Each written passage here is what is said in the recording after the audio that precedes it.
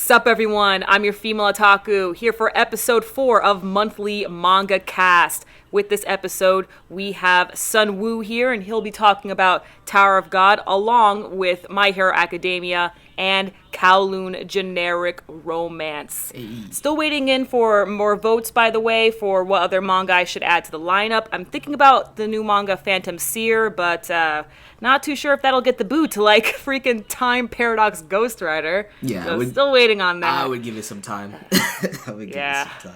I'm still so mad about that. I cannot tell you how pissed off I am. Oh, God, it was so good. Anyway, how's it going, son? I'm doing good. What's up, everybody watching the podcast? How you guys doing? Yeah, no, we pretty chill over here and stuff. I didn't realize that I'm like one of, I say, maybe 2 manga podcasts out there. So we were having a good time talking about all the chapters that came out recently. And oh boy, there's a lot of stuff to talk about with My Hero, Kowloon Generic Romance finally updated, thank God. And I'm sure you'll have plenty of talk about with freaking Tower of God since it's massive. I think I might have more to talk about with Kowloon just because I just caught up on that, but... Oh, fantastic. I love getting more and more people into Kowloon because, like, they never heard of it. And then when I mention it, they're like, yo! And I'm like, yeah! Yeah, I love you for putting me onto it, but I also am mad at you because now I gotta wait for these chapters to come out, and I'm not looking forward to that. They're so irregular, it's the worst. Damn. I hate it. but luckily 4 chapters came out this month, thank God. Oh man, it took long enough since literally no chapters were translated last month. Isn't it a weekly series though? It's a bi-monthly, I believe. Oh, okay. Alright. So it's just all on the translators, right. So it can be pretty annoying. Got you. But yeah. Son, where can they find you at?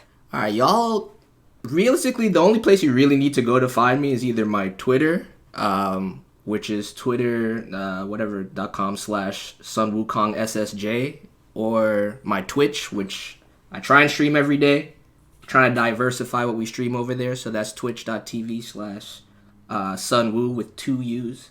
And my YouTube, of course, which that's just youtube.com/sunwoo, I think. I actually don't know what my YouTube URL is, so don't even worry about that. You can find it. If you go to my Twitter or you go to my Twitch, you'll find the YouTube. There'll also be the links in the descriptions, don't worry. True. There you go. But yeah, I mean, basically, I just do reactions, although I'm trying to step away from that going into the next year, so not going to be as much of those, but anime reactions, we talk about pretty much anything, video game, otaku, weeb related. On Twitch, we've been doing read-throughs of Tower of God over there, which have been hype. So yeah, come through if you guys want. I didn't know you were going to drop the live reactions next year. For real? I ain't say I'm going to drop it. I'm going to be diversifying. That's all. Oh, hell yeah. Oh, my God. I'm not trying to be boxed in, you feel? I'm trying to do more stuff. Just trying to do whatever I feel. Oh, no, of course. Yeah, because you've been doing the same thing, like, at least this format for, like, 4 years now. Yeah. So, It only makes sense. Yeah. So. That was literally me when I was like, yo, I'm going to add cartoons. Now I need to do something else. Right? I mean, I respected that move, too. Like, you got to do what you're, like, most passionate about at the time. Otherwise, the content's going to get stale. Exactly. But, guys, we post new episodes monthly on the final Friday of the month. So the next month, make sure you look out on November 27th. At the moment, we're kind of sketchy on finding a special guest since, that's like the holiday season. But I'm trying to plan out something with Jacob from Chibi Reviews, so we'll see how that goes. Hey, my boy. Shout out to Chibi. Hell yeah, it's been so long since we last chatted. I'm like, dang, bro, how are you? He's a busy man, dude. He's a busy man. He is. All right, with that, we'll move on to the first manga, and that is My Hero Academia. Oh, boy. Wait. There's too much going on. So, are we only talking about the most recent chapter, or just, like, the last few? Yeah, the chapters that have come out, like, within this past month. Okay, so the last 4 chapters. Gotcha. Essentially, yeah. Because that shit has been great. It's been wild, dude. Uh-huh. It's been wild. Jesus Christ. Freaking... honestly, I don't see... Like, Shigaraki has to die by the end of this. I don't think... Fight?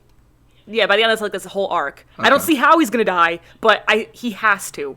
I don't see what else he can do to be any more terrifying than he already is. But now that this whole, like, all for one consciousness is, like, showcasing to have the ability to kind of take over his shit, I don't know what's gonna happen there anymore. Like, ever since that... Okay, did you talk about the Bakugo shit already? Yeah, we can talk about that again. It's all good. Alright, because, like, that was the catalyst for this whole situation that we're in, right? Because then Deku goes crazy. He goes in, then we get transported to the little realm of quirk consciousnesses, as I call it now. Yeah. And that, I don't know how I feel about this all for one stuff, man. Like, it was to be expected, but it's like, how do you think that's going to play out? Because I think that affects whether Shigaraki does, in fact, go out or not by the end of this. Listen, all for one is weird. I feel like we still don't even really know how much he has on him. Like, yeah, I know he's in prison, but clearly he has a lot more abilities than we thought. Right. And now he's, I don't know, he's like one with Shigaraki or something right now. I'm just like, I'm trying to go along with it, and I'm just like, what the fuck is happening with freaking all for one? Because it makes sense with like Nana and how she's communicating with Deku, because she's done dead. You know, she's not around. Yeah, that's just the whole but all for one is one for all avatar state thing. So I mean, that's all it is. But I mean, yeah, all for one is alive, and like I don't know if like this communication, like it must be, he must be conscious of it right now, right? So I don't know how this works. Exactly. But I feel like there's a potential for like him to just take over Shigaraki's body once he completely learns how to master the ability and gathers more powers and whatnot. Oh, that's freaky. Who would want to take over Shigaraki's body? Yo, why you gotta say it like that? I'm just like, I don't know, man. That's like a stretch. Damn, that's a reach you right don't there. Think Shigaraki got drip? Damn, that's kind of mean. Now he does. Now that he pulled a whole Kaneki with the white hair and just... I feel you. I feel you. I can't. The Shigaraki simps have been getting fed. I can't. That's facts. But I don't know. I think the one thing, my one complaint about this scene right now is that all for one, I really wish, like, I think it's cool that he can do this, but I really wish he would shut the fuck up so I could, like, have dialogue between Nana and Shigaraki. That's what I want. Oh, so true. That would be awesome. Ah, man. And then freaking, we're gonna have a battle between Toga and Ochako. You think Sue's gonna get involved in that too? I think she'll probably pop up. Yeah. You know, I'm scared. Plus, it's been a while since Froppy had any shine whatsoever. Facts. Actually, though. But I'm scared for both Ochako and Toga because I feel like Horikoshi's in like a mood to just kill characters now. He's going wild. He's going feral right now. Freaking Gigantomachia is destroying the town. Yeah, like all the heroes. Straight up. Exactly, like all the heroes. Yeah. All the heroes are busy focusing on Shigaraki, which I understand, but you also have a whole ass town being like killed off by Gigantomachia. Mm-hmm.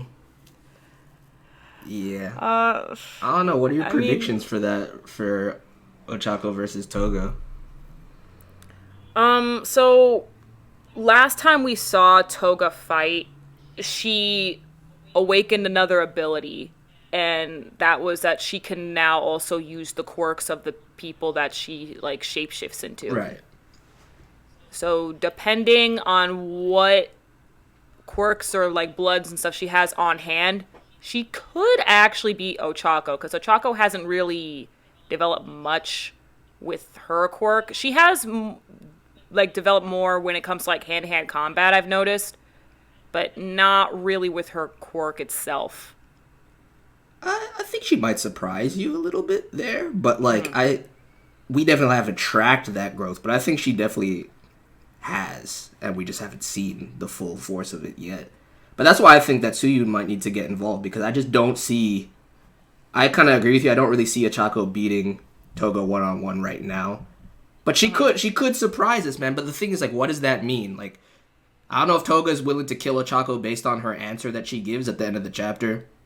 Because she said, she did tell Dobby and Mr. Mask and shit that she would. Oh, Compress? Yeah, Compress. That's what this man's name is. Yeah, he said Mr. Mask. Dude, I couldn't remember his name. But yeah, she told them that depending on her answer, she would decide what she would do. So I guess it's not even guaranteed that they'll fight unless that was unsatisfactory for her. It's a little weird because it's also been shown that she kills the people that she loves. Right. We got like the glimpse into her backstory and everything like that, which it's kind of fucked up, I'm not gonna lie. Oh yeah. But yeah, I don't know. Like I just don't want anything to happen to Toga because I'm still not over her twice. So yeah. I either way, like I want to see the fight. I just hope that like there's a resolution to it where like everybody's good by the end of it. As many people as possible. But, yeah. Oh man, I gotta say, Dobby's so fucking hilarious during this arc because he's just there smiling like a goofball, just enjoying the destruction. And I'm just like, my guy, you're literally having the time of your life, and everyone's dying. You're not even completing your goals, all right? Like I mean, okay, no, he thinks we are though. He thinks that he is.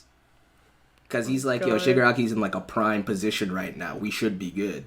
So he's just enjoying the ride right now. He doesn't seem to care about any of this shit. He doesn't. He never cares. He always just goes off and does his own shit.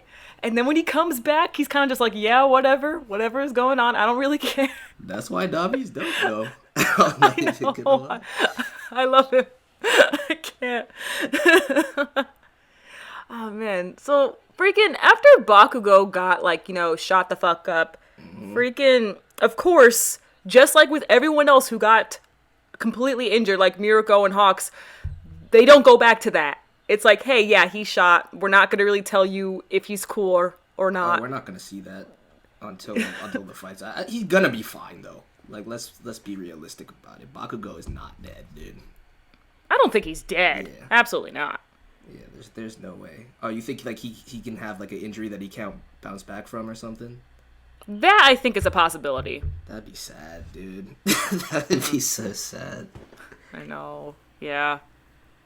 Cause like we saw a quick glimpse of what was it? We saw Mirko for a hot second, and same with Hawks, and they're still like injured as fuck. Right. Because they're still on the scene, and that's basically it. Like, that was the last... Before then, we haven't seen them since, like, May. So that's true. That is true.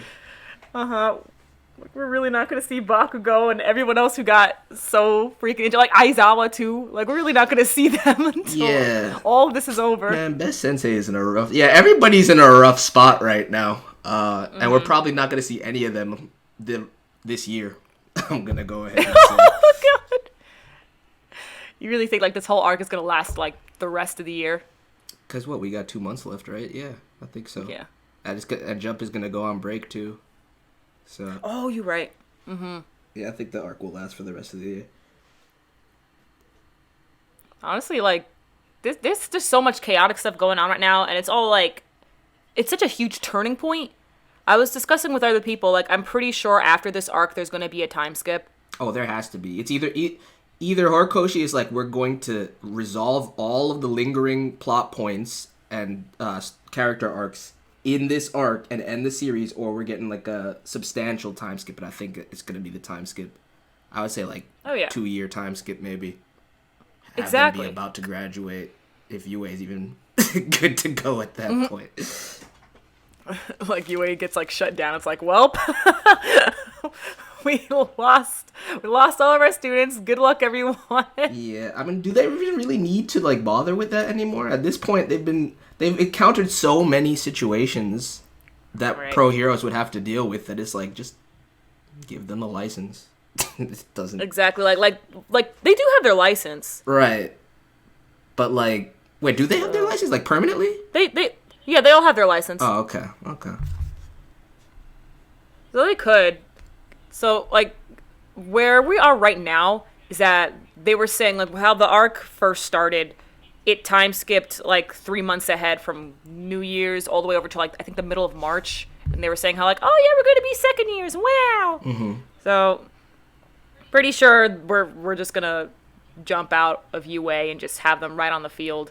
Because after this whole situation with Shigaraki, the Hero Commission is probably gonna replan a lot of things. So either maybe they might just shut down UA for a period of time and just say, "Hey kids, we're gonna need you to officially be on the field. You're done with studying.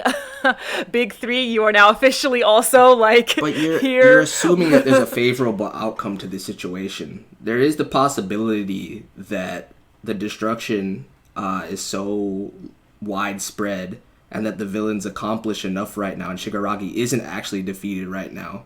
And All for One's plans continue forward, and it changes the landscape of Japan at this point. To the point where, like, heroes aren't really... Like, imagine a situation in this series where the heroes don't have society under control anymore. And so they gotta, like... Then you got, like, a war arc of sorts to, like, win it back. Oh, wow. That's, like, a completely different turn. It's possible. I didn't even think of that. It's That's possible. true. That's true.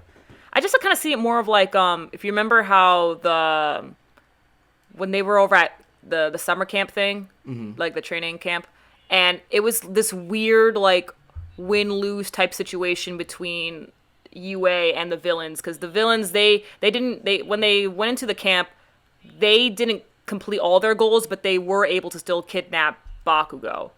Right. You know, and like the students, they weren't able to save Bakugo, but they were able to at least save like Tokoyami and like everyone else that was there, and you know, save that one little kid.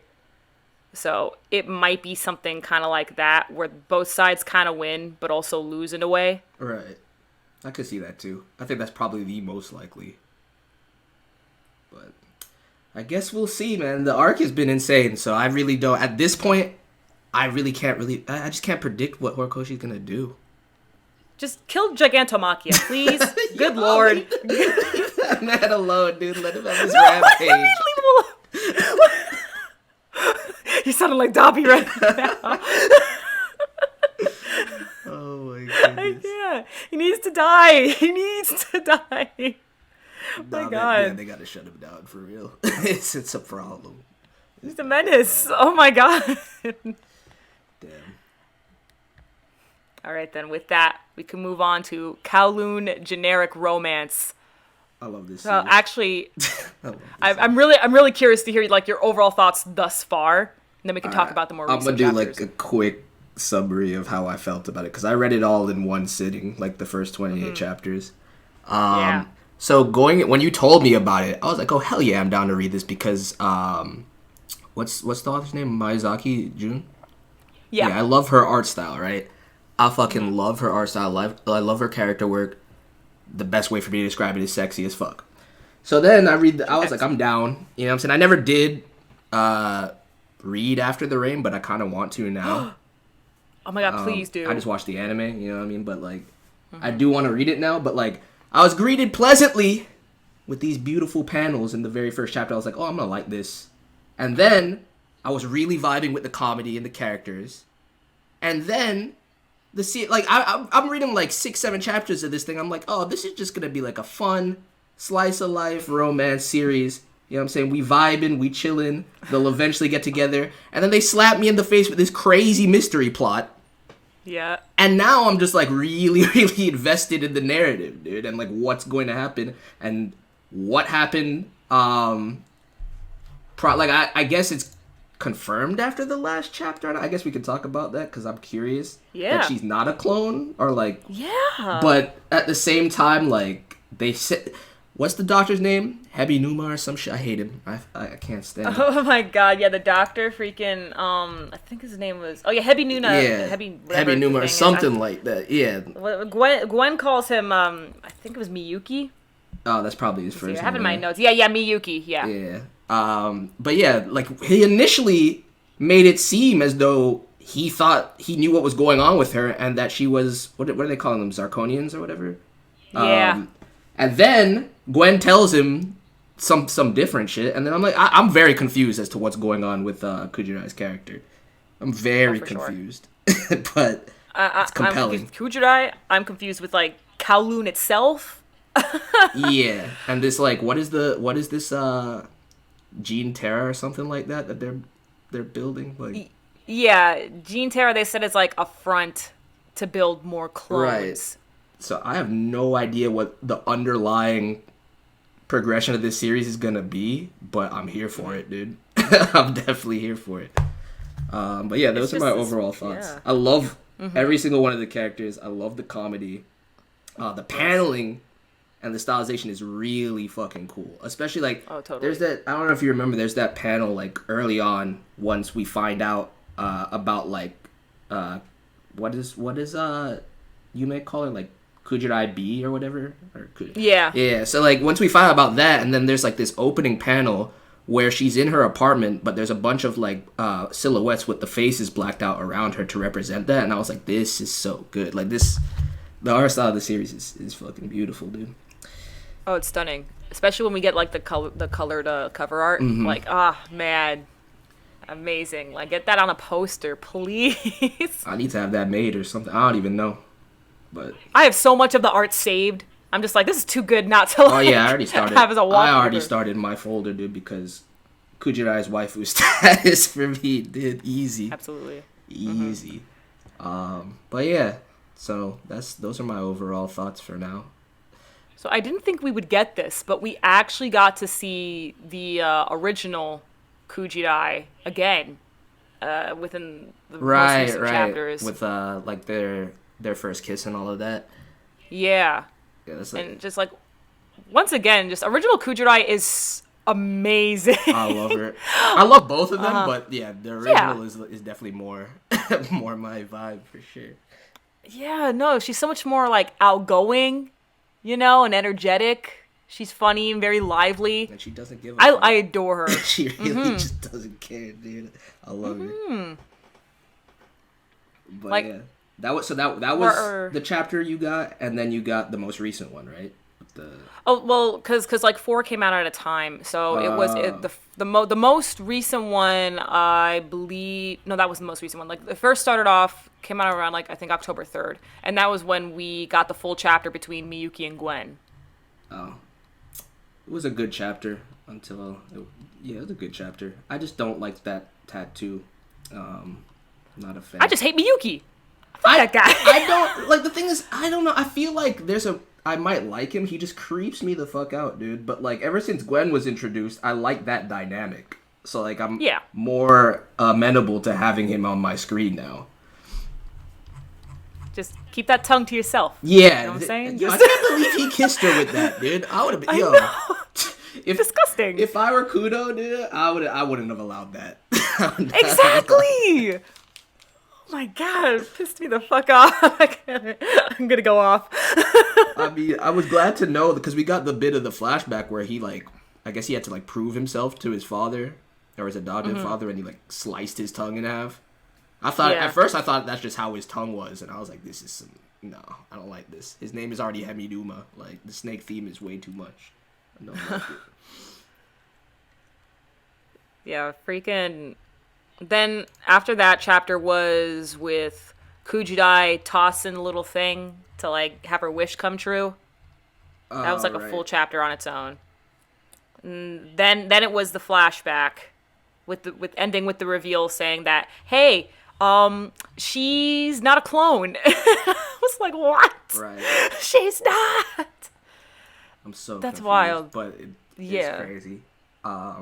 And that's also when, so like the chapter before was when she was like, I just want to be the absolute me, or whatever she says. Yeah, that was the one when she was with Yome. That was the most recent one. I loved that scene, dude. I really loved that scene. Yome's great. Yeah, she's my second favorite girl after Kujirai for sure. Although I like, what's the other girl's name that they just found in a apartment for? Yeah, I like her too. They're all she's funny. Yeah, they're all pretty good characters. Just cute little thing. This made me realize how small the cast really is, but there's like so much to the overall story, like there's just this huge, big conspiracy, honestly, going on. There's so much mystery that I wasn't expecting, dude. And like on the surface level, you still just have like such great comedy and character dynamics, and obviously the love story, but it's such a weird love story. And it's so layered because this man loved like it was a lot easier to wrap my head around when I was just like, oh, she has amnesia and something happened that Kudo doesn't want her to remember, which is probably still viable as an outcome, but like there's so much more now with these clones and all of that. Oh, for sure. Like, at least right now, I can't see Kudo falling in love with current Kujirai. He has to get over whatever happened before he can do that.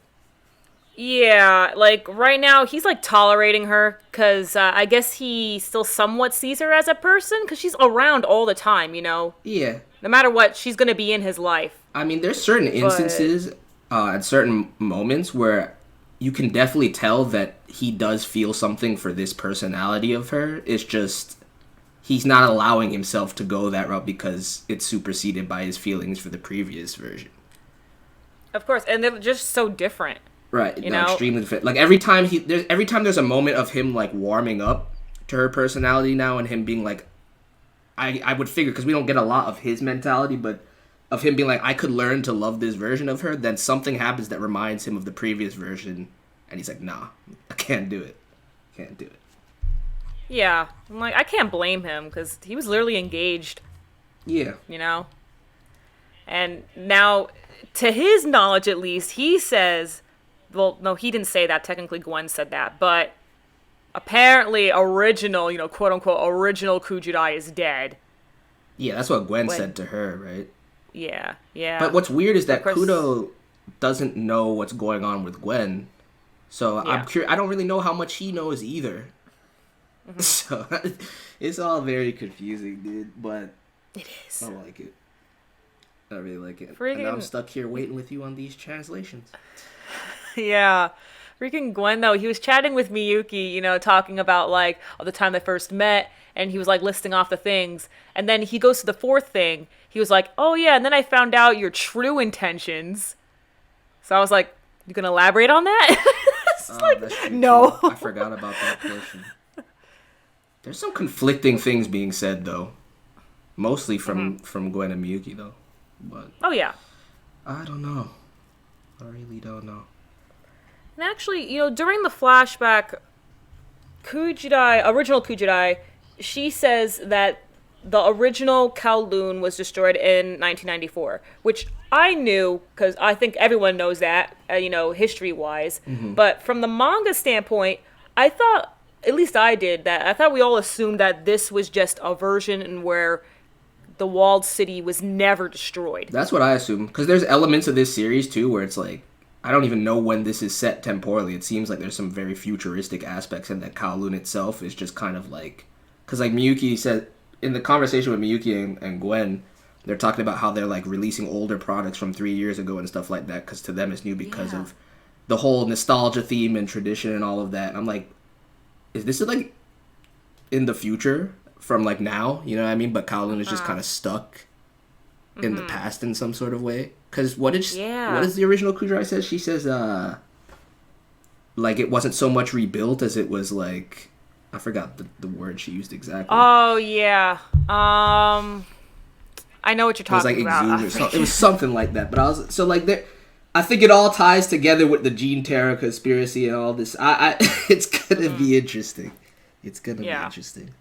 Yeah, no, this was the first time where it was confirmed that this is the second Kowloon. Which is wild because even the manga, you know, on the cover pages, it always advertised itself as a dystopian future. So that further made me believe that this was just a world where Kowloon was never destroyed. Right. But now we see that it was. So I'm like, what year is this? Yeah. Can we even call this an alternate reality anymore? I guess not. Are they just building an alternate reality right in front of us? I mean, it could be an alternate reality, but at the same time, even if it is, I feel like it's past, like, our current present day, though. Mm-hmm. So, who knows? Yeah. I mean, if they got cloning technology, then, I mean... Right? And you know what? Freaking current Kujirai, she had an opportunity to be told what original Kujirai was like. Because, like, Kudo straight up said, like, okay, so you know that you're a clone. Do you want me to tell you everything? And she was like, I think I'm good. And I understand why she would say that, but me, of course, I'm like, no! Well, I understand why she would say that, but then before she does the fortune thing, she's like, I think I was just scared that I wouldn't be me anymore. So now that she's resolved herself to just be the absolute her and be like true to whatever her truth and her intentions are at the time, I think she should want to find out what the original Kujirai was like. I don't know. Like, I think that the real reason that we didn't find out is because June just doesn't want us to know at this point. But yeah, I mean, I guess I guess there has to be a key there that would give us way too much insight into the mystery as it's built up now.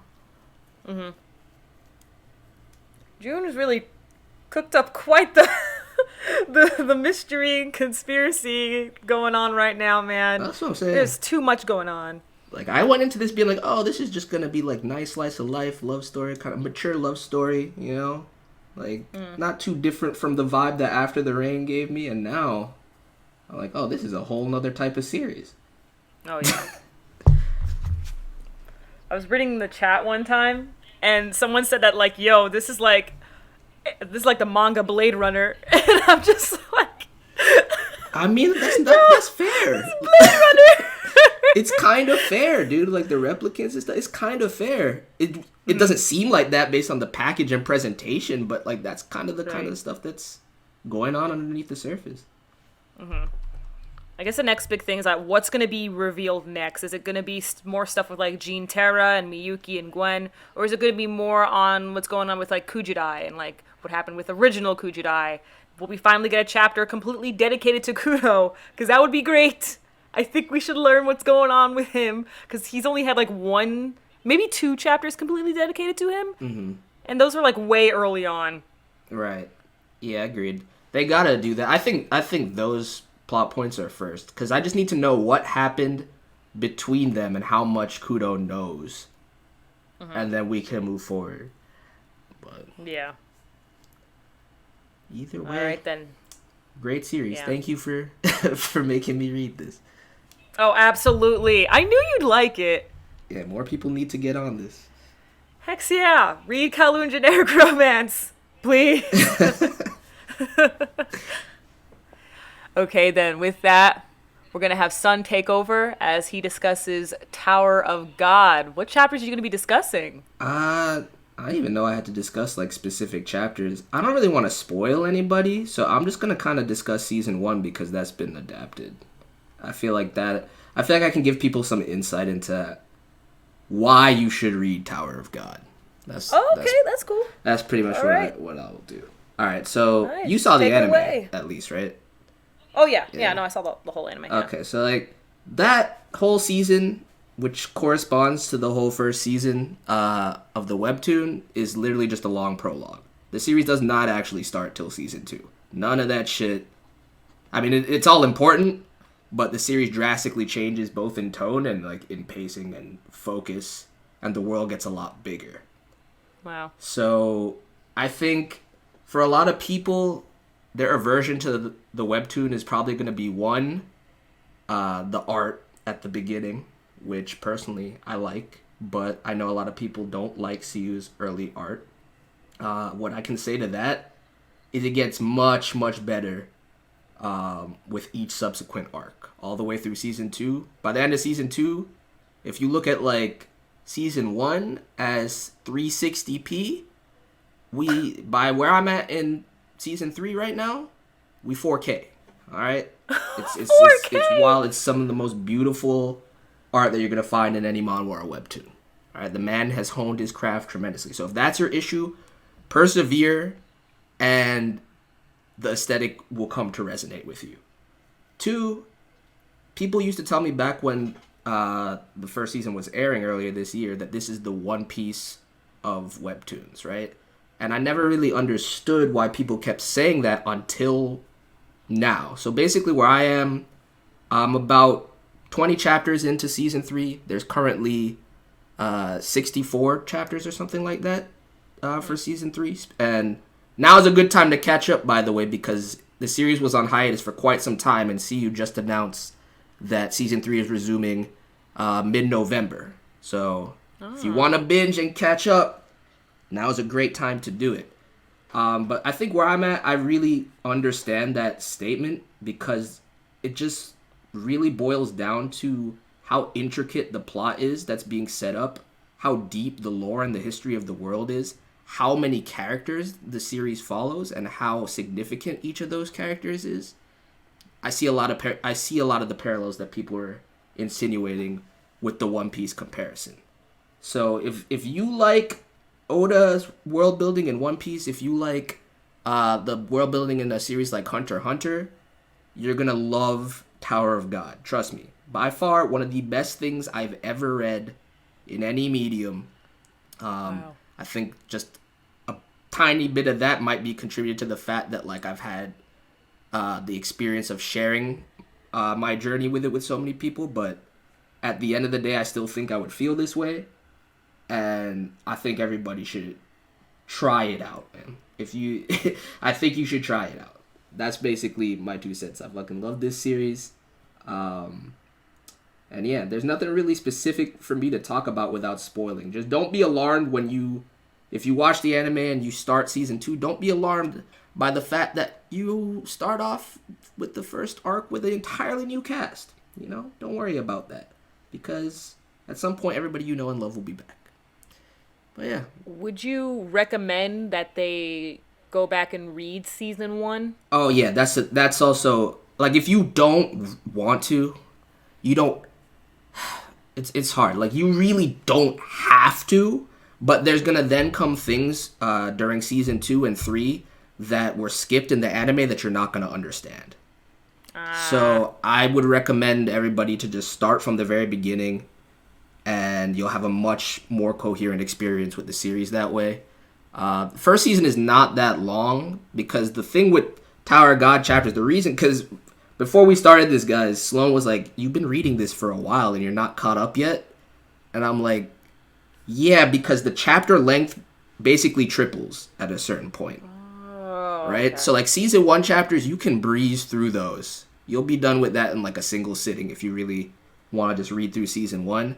As season 2 progresses, the chapters just start getting longer and longer and longer. Like more panels, more density, more dialogue. By season 3, to put it into perspective for you, and granted, I'm reading this on stream, so like I'm reading out loud and I'm going off on tangents and stuff, but it still takes me about like 20 to 30 minutes to read a chapter.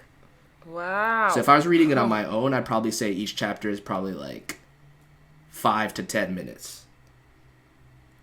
Okay. Yeah. So, yeah. You gonna read it, Sloan? I mean, no, that's fair. You said there's like what, 400? Yeah, I think the total chapter count is like maybe like 470-ish or something like that. Mhm. Yeah. Yeah. That's a reach. That's a reach. It's a commitment. I mean, look, I will say this for those of you that like enjoyed the anime adaptation, that has the strongest chance in my mind of any of the webtoon adaptations thus far of getting a season 2.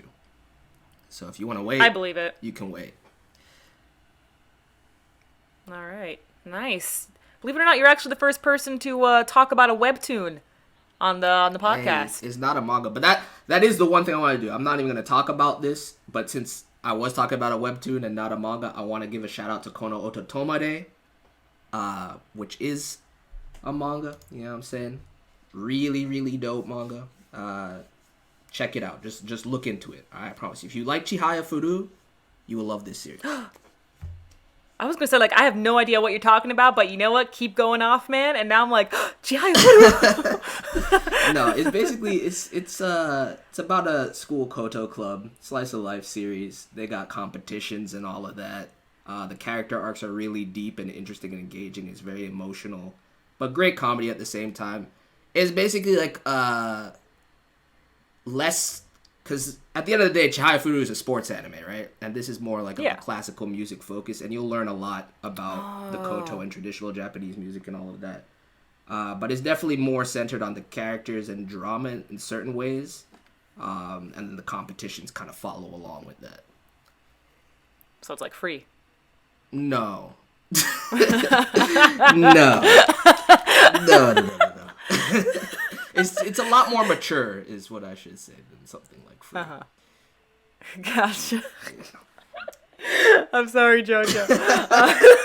Hey, man, I'm not hating on free. I'm just, No, stand free. I like free. I'm not trying to hate on free. Free is dope. But I can't say there's a lot of depth to the competitions, you know what I mean? I can't say that. Yeah, no, they pop up like once. Yeah, no, like this, but the thing with this is like, there's so many in-between time, there's so much in-between time between the major competitions. It's all about like their grind and the practice and their dedication and passion for it. Okay. So you'll see. Give it a chance. Like, read like the first chapter. I think it's like one of those first chapters that'll instantly tell you if you're gonna like it or not. Oh, great. How long has it been going on for? It's been going on for a long time because it's a monthly series too. It's about at like 22 volumes right now, but I think it's been going on for like 7 or 8 years. Oh, wow, that's pretty cool. Yeah. That's well. I've never heard of this. Okay, super sick. Nice. Mm-hmm. All right then. And actually, since you talked about a webtoon, I'm kind of like tempted. If you guys are interested, I can start talking about Lore Olympus and make it as part of the core lineup. So if you're interested, I know I got a few of you out there who read Lore Olympus. So if you want it, I will be glad to talk about Lore Olympus on monthly manga casts. That would be hype as fuck. I've heard a lot of good things about that series. A lot of good things about that series. I don't know if it's for me though. I gotta try it.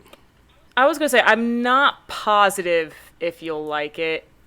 I mean, it's a romance give it like series, a couple of chapters. Yeah, no, it's a romance. Yeah, it's I would say I would say it's like a josei.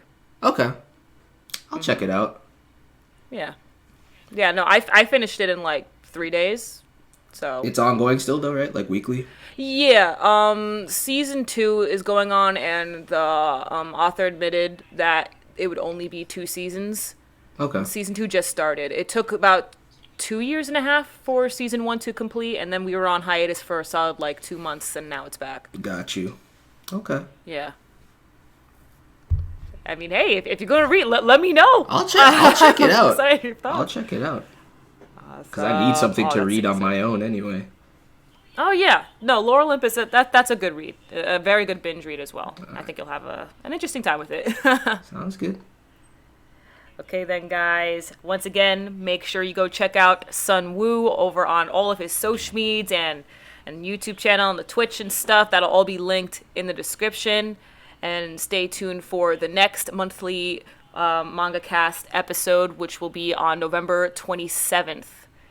Thank you so much, my guy, for coming through. For sure. Thank you for having me. It was a lot of fun. I never really get to just have chill conversations about stuff. I'm always hype. So this is nice. Exactly. No, I remember when you used to do like manga live reactions and stuff. Mm-hmm. It's been a while. I mean, I did it too, but like that was like it feels like decades ago, and it was only 4 years ago. But I'm like, wow. No, it feels like a lifetime ago for real. It really does. I'm like, that's a whole different time. Mm-hmm. Oh man. All right, guys. I'm your female otaku. Sayonara.